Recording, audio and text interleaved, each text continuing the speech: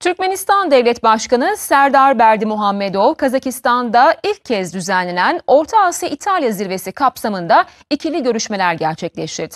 Görüşmelerde ticari ve ekonomik alanlarda ortak çıkarlara dayalı işbirliğinin geliştirilmesi mesajı verildi. Türkmenistan Devlet Başkanı Serdar Berdimuhamedov, Kazakistan'ı ziyaret etti.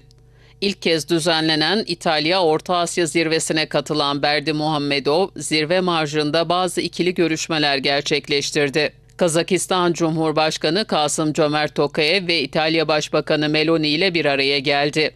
Berdimuhamedov'un Kazakistan heyetiyle görüşmesinde taraflar çok yönlü işbirliğini genişletmeye devam edeceklerini vurguladı. İki ülke arasındaki dostluk ve kardeşlik bağlarını daha da güçlendirme konusunda mutabık kalındı.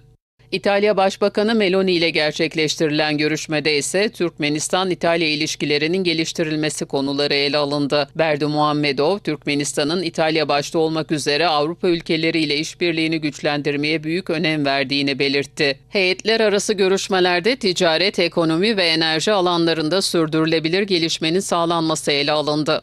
Ekonomik işbirliğinin enerji ve ulaşım koridorlarının açılmasıyla daha da derinleşeceğinin altı çizildi. Ortak çevre politikaları ve su kaynakları yönetiminin önemi görüşmelerde ayrıca vurgulandı. Türkmenistan Devlet Başkanı Berdimuhamedov, Kazakistan ziyaretinin ardından Moğolistan'da resmi temaslarda bulunmak üzere bu ülkeye gidecek.